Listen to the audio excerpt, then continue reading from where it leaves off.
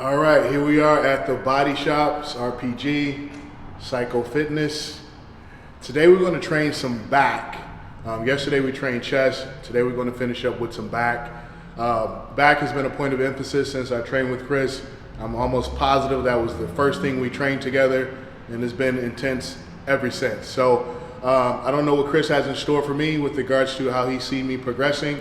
I just come in with a hard work ethic, follow my cues, and make sure my lower back doesn't get too tight. What you got, Chris? All right, cool. So Ron has a great thickness to his back, so what I've been trying to do is add depth, get the lats to fall down. Now, the good thing, he has a very small waist, but his lats kind of creep up, so we're trying to focus more on getting the lats to fall down towards the waist and to create more of a V taper.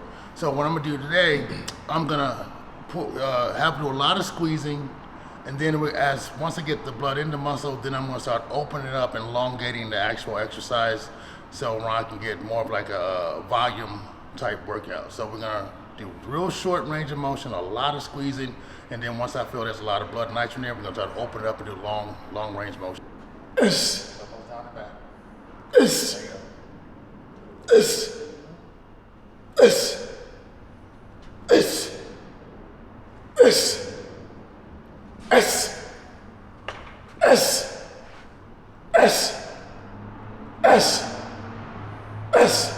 Three more.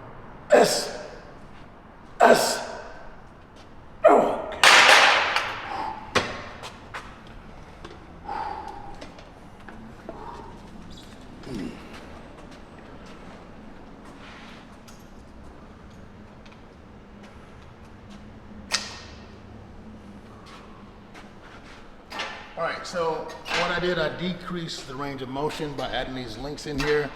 And what I'm doing, we're doing high reps. So Ron, the only thing he's doing, he's moving about 4 inches in the movement, going back right here to get more volume. So what I'm trying to do, I'm trying to teach his muscle to contract. So when we elongate the movement in the coming exercises, his body's gonna stay engaged the whole time. So boom. So let's say we did this all the way up here, he's gonna relax, he's gonna have points in here where he's not totally engaged, and he's gonna try to engage, it's gonna be let go, bring back, let go back.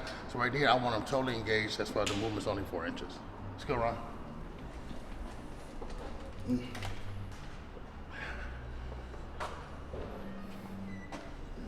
Try to get under the chest, when the elbows come back. Okay.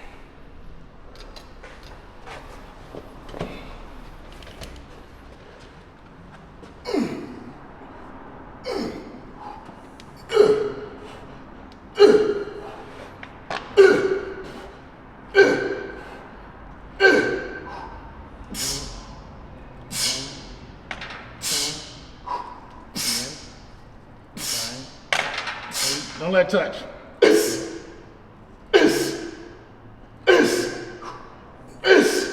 Come on.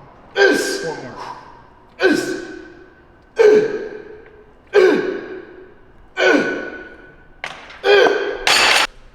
The hidden difficulty in this exercise is because I'm basically floating here, it really puts a lot of stress on my core because this is tight the whole time. And something you don't realize, obviously, when you elongate your torso, stretching out, that gives your torso a break.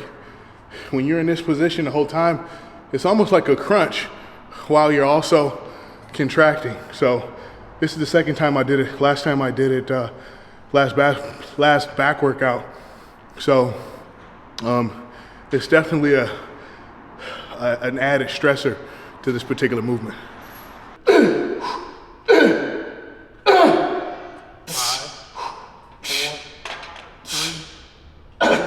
5, 4, 3, 2, 1. Oh boy. Go. Oh boy. Go. Down. Roll it. Come on.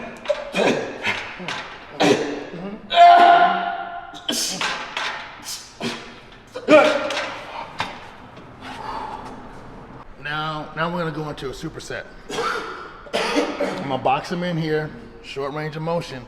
Then you're gonna walk over here and do a full range of motion, And I'm slightly gonna change the angle because he's gonna be sitting back on this seat here. So he's gonna reach all the way up and then bring it back nice and slow, contracting the back. If everything works right, he really won't have to squeeze. His body gonna automatically contract because it's used to contracting over here. All right, let's go. 15's the number.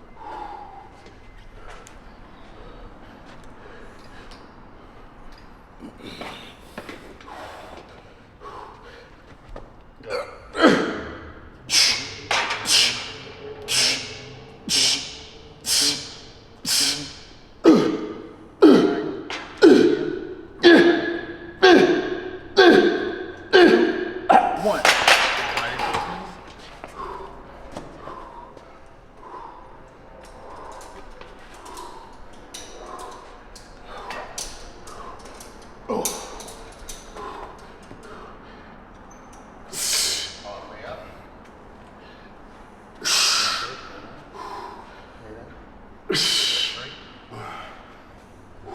That's 4.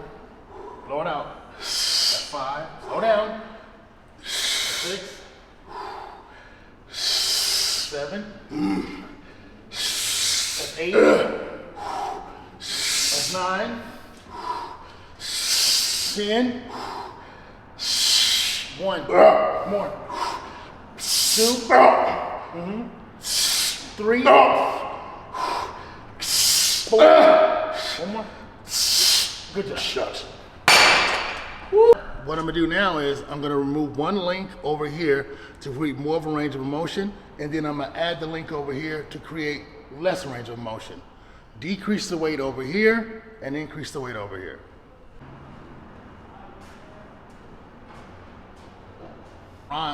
Even by me making it a little bit lighter, it's gonna be harder for him because now he's increasing the range of motion because I took out one link. Now he's gonna come down and squeeze more. Now all he has to do is get his elbows down and a little bit back and then not let the weight touch when he goes up. Then we're gonna go over here, do a full range of motion. I added more weight and I added in a link. So now we're gonna basically come shorter here and longer there. Let's go, Ron.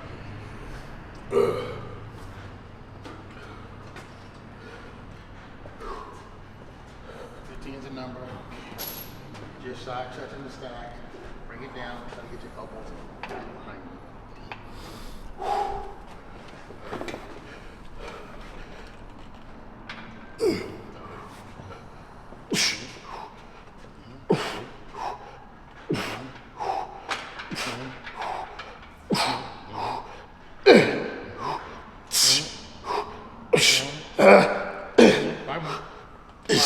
elbows down. Yes. Elbows down. Yes. Come on. Yes.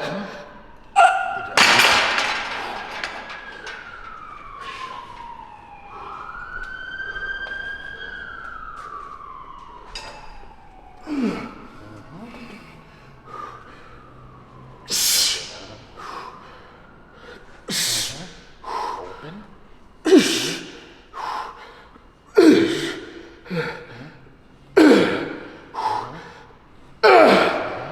Go. Same here.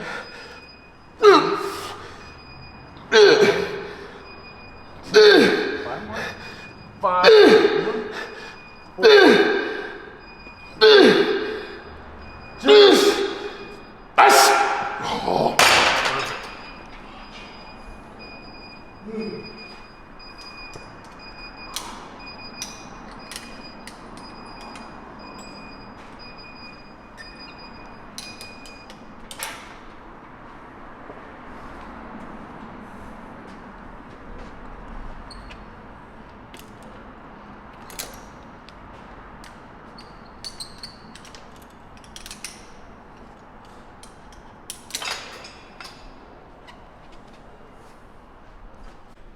Took out a link, added a link over there, leaving the weight the same this time. I increased the weight over there. Gonna try to get 15 here. Gonna go for over 12 over there. Let's go, Ron.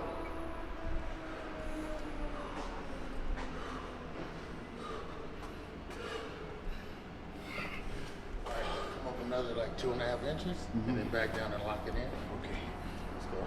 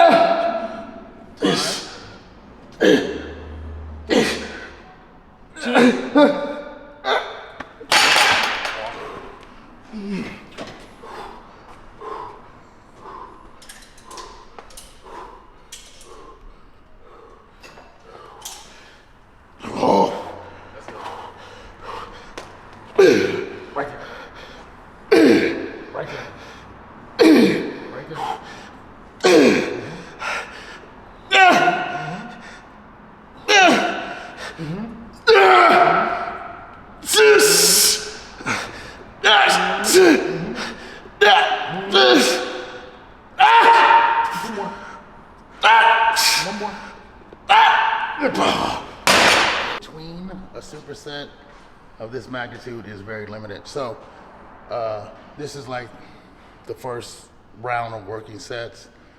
I go really, really fast, especially in the beginning of the workout. So the athlete gets a pump really fast, and the rest is in between, so he doesn't lose his pump. If you notice, Ron is not stretching at all between the sets, because I believe stretching him in the middle of the workout, you actually take the blood out. Now he can stretch when he's under a load, but just stretching for the sake of stretching, I really don't believe in that. It's a really tough sequence because those elements of a training session where you're really, really thinking and focused on your execution while still having to execute relatively heavy weight is when it gets really, really challenging, because I just can't come in and just guerrilla mode this weight up. I have to think about my cues. I have to approach that just like I did the first set when we were warming up, and follow through my cues, breathe, and then transfer over here. So that's when it really becomes challenging, where you're trying to balance so many things at once. Right now I got a great pump. Lats are definitely awake. The support muscles, you know, when you train back, you're gonna develop very, very strong forearms. And right now they're whistling pretty good because I have a neutral grip going the whole time. So although I have these little wraps here, they really don't help you too much on this particular type of grip. So, you know, that at this point is not a limiting factor, but sometimes during back training, grip can be a limiting factor. So just be mindful of that, guys.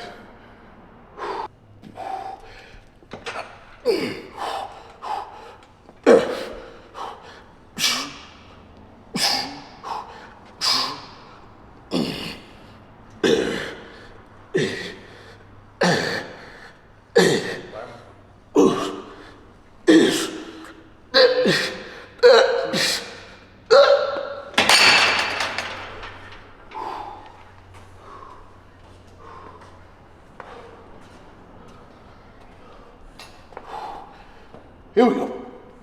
Yes,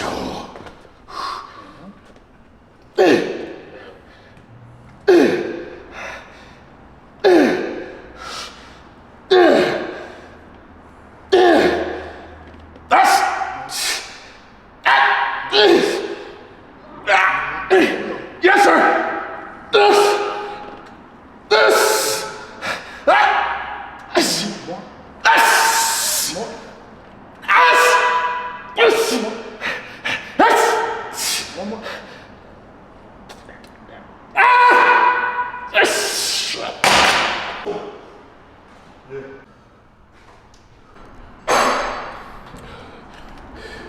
This training obviously is going to look a lot different than chest. Chest can be brutal, but this is definitely not going to be a cinematic masterpiece. A lot of pulling, a lot of squeezing, and a lot of cardiovascular involvement when it comes to proper back training. So I'll do my best to be coherent and give you guys concise messages about the training, but I make no promises. I'll leave the detailed stuff to Chris, because I'm getting whooped on pretty good here.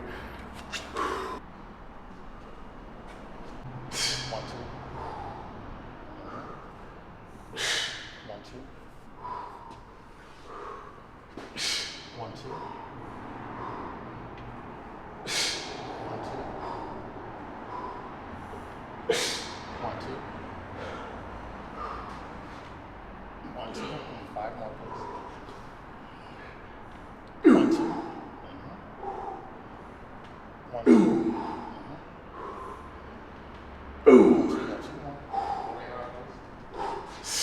2. One more. Hold it for 5. 1, 2, 3, 4, 5. Oh. If you guys notice, went super light on this movement. We are gonna pyramid up, but we're gonna stay on the light side for 2 reasons.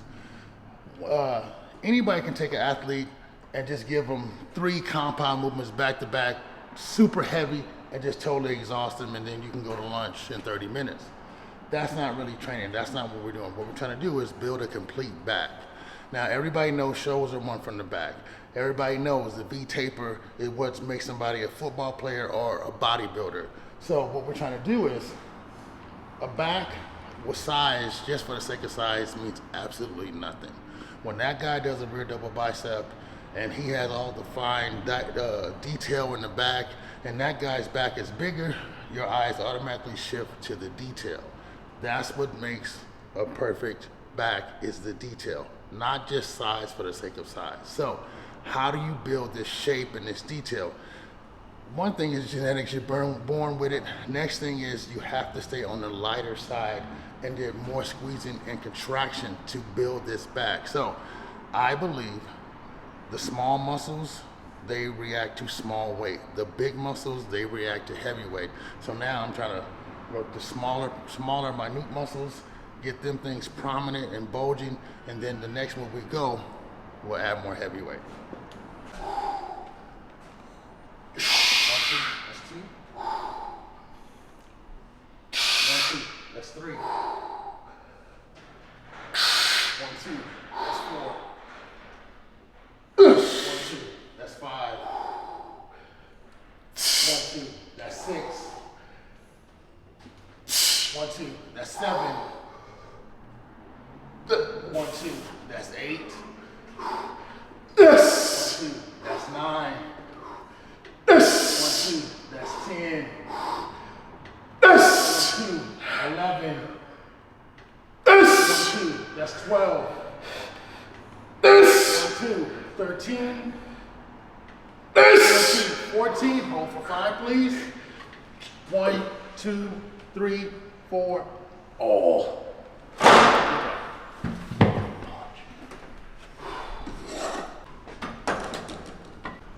On this movement, implemented a psychopath, change the range of motion, change the actual angle, because now I'm trying to go mid-back to lower lat. The lat pull down primarily works the upper part of the back. If you stand straight up, you can get that lat to fall down, but mostly your trapeze, rhomboids, upper lats are gonna do all the work. So here, I got him doing the hand, and what I'm looking for is this. I want the hand straight coming down here to get that mid to lower lat. Psychofat, so he doesn't move around the machine. The movements in the handle, movements in his arm, I don't want to see his body moving around. And that's why we got the psychopath here, so he can, where you guys are using his body weight against him now. So pretty tough movement, as Chris was saying, like when you go a lighter weight, especially if you're really in tune with what you're trying to do as an athlete, it makes it a little bit more difficult when you force yourself to use the muscle, because if you pay attention, my grip is very, very loose. So I don't want to use any bicep or forearm to muscle this weight up. I'm literally trying to engage and almost go into a back pose as I pull back. So that's where my mind is. And when you do that, if you get past reps 6, 7, and 8, you'll realize like that point of contraction is trying to chase you away. Like that. Hey, just think about this. Elbow back. That's 3. That's 4. That's 5. Good one. That's 6. That's 7. Come on. 8. Keep going. Come on. That's 9. Come on. That's 10. Keep going. Keep repping. You got 4 more. Do it like a machine. You got 3 more. Come on, show me. Give me 2. Give me 2. Give me 2. 1. Come on. Good job.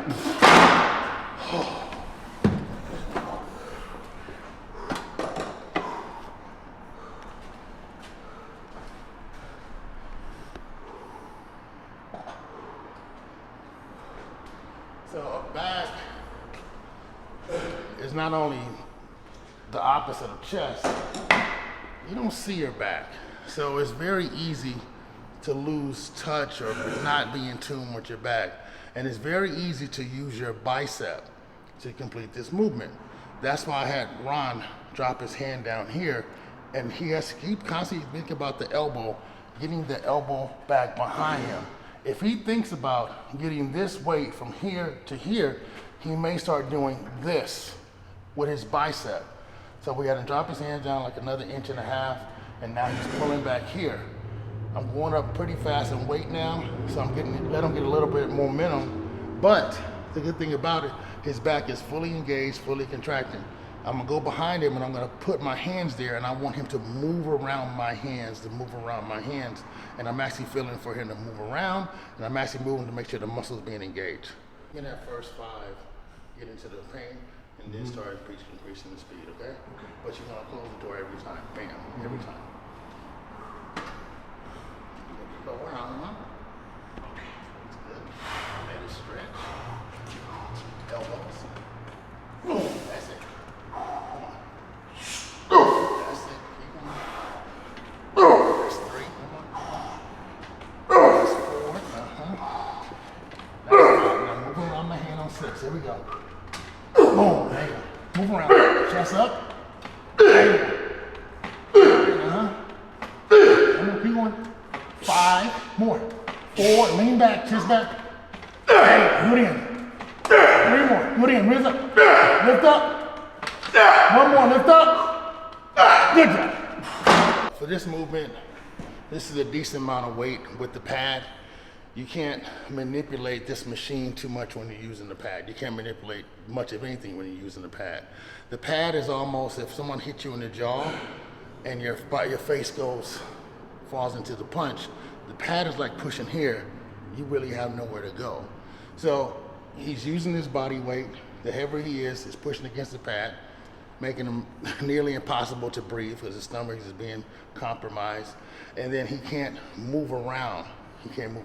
So I'm placing my hands right at the lower part of his lower latissimus dorsi.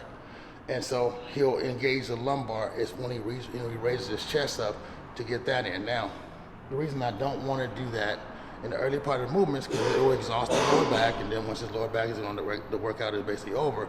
But when a guy stands there, you're supposed to be able to see the lats and the latissimus dorsi Christmas tree is supposed to be separated. So that's supposed to be in, the lat's supposed to come out. So that's what I'm trying to do, is get him to accentuate that. Let's go. Yeah, so basically, this pad holds you hostage. You can't do anything. Once you grab that weight, you got chest and you got grips, and you just sit there.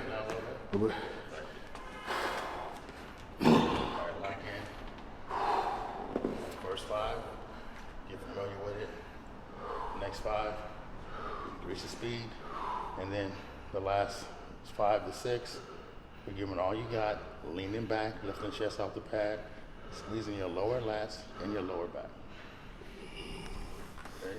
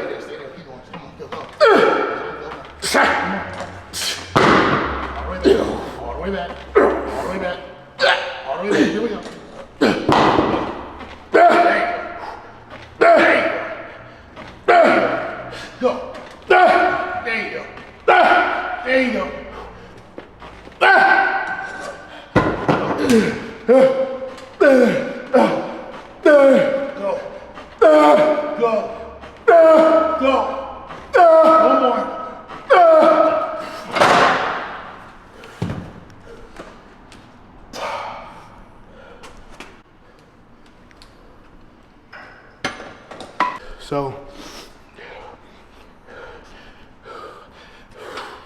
I really hate this machine, but the good thing is it works, and I think we're done with it for the day. So It's always a welcome sight to finish this bad boy off. Pretty fired up at this point in the workout. Back is full, top to bottom. Arms got a little bit of work into. And yeah, we'll see what Chris has next.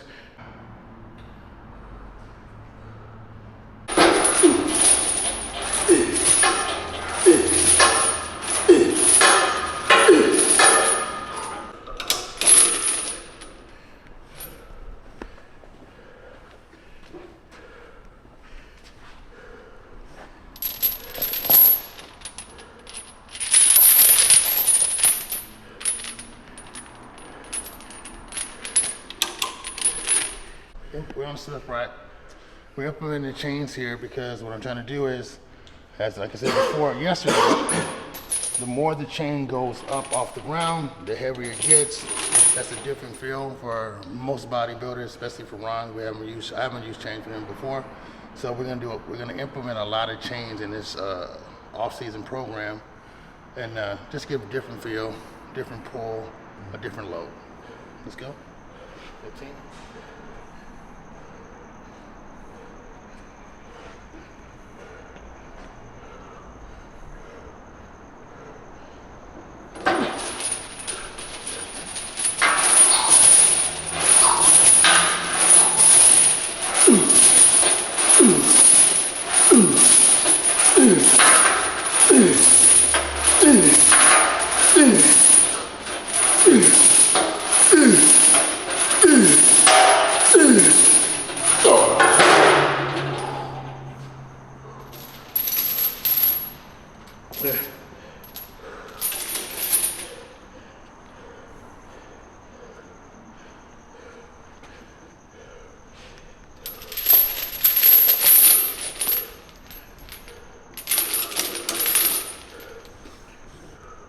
So now the way Ron has executed this movement, I'm trying to build that shelf in his upper back.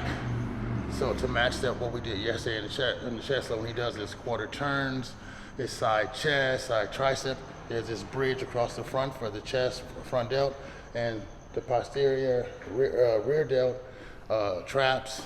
I want a nice bridge across there as well to create the V-taper this way and this way. So, yeah, so there's a dozen different ways and angles you can do a barbell row. You can do dead stops off the floor and really bring it to the upper back. This is more like a Dorian Yates angle where I'm going pretty much below my knee and I'm bringing it in really tight to my belly button.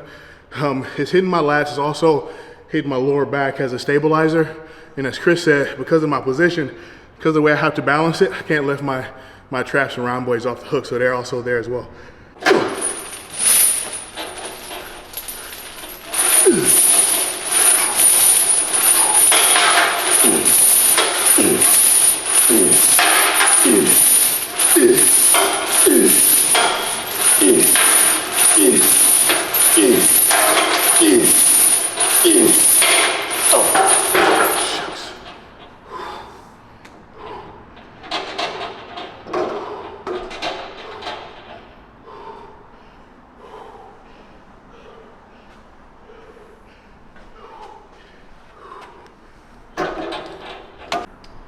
I think the special thing about Chris is, you know, if you come to Chris and you have a body part you want to improve, he's not the type of person that has a method to improve it. He's going to evaluate you and he's going to come up with something that works for you based on who you are, not just, I have this fixed method of training guys and it always works. So you can really feel that through his training. I mean, it's really hard and it's really uncomfortable, but typically, if you have a weak body part, it's going to be uncomfortable when it gets work, you know?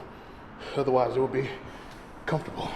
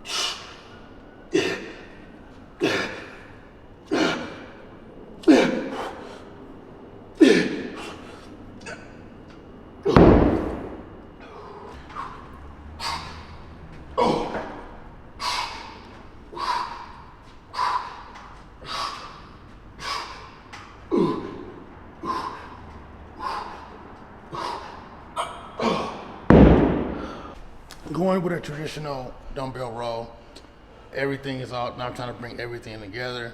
And this is when I like to add like really heavy weight, when the whole back is totally exhausted.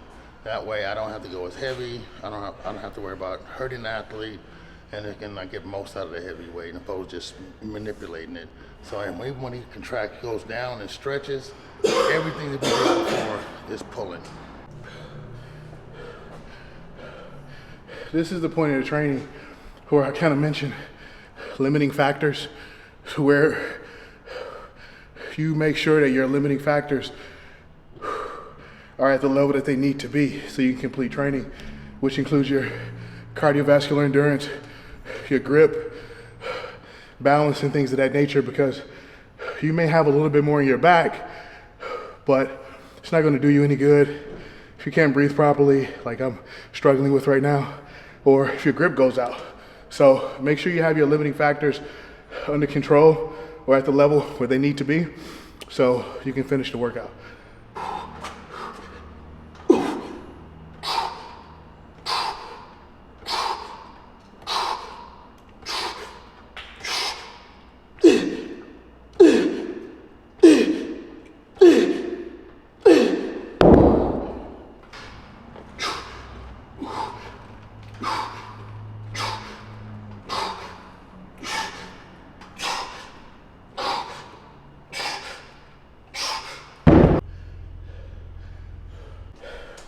I'm not setting any records at this point with dumbbell rows, but at the end of a workout, that's a lot to stare at. I think 60 kilos is, I don't know, 140 pounds or so. So just kind of stick with the fundamentals, as Chris said. It's not always what you do, it's when you do it.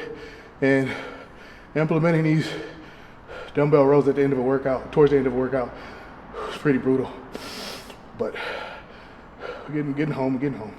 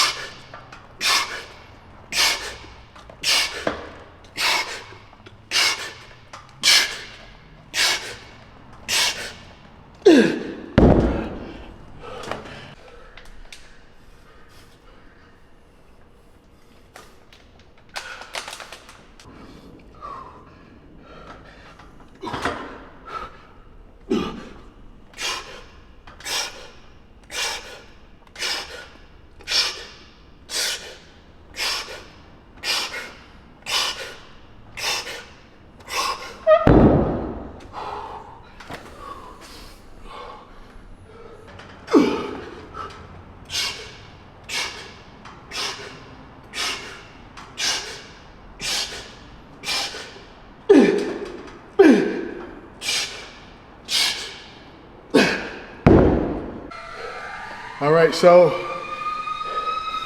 the beanie is off. The white flag has been waved. Training is over.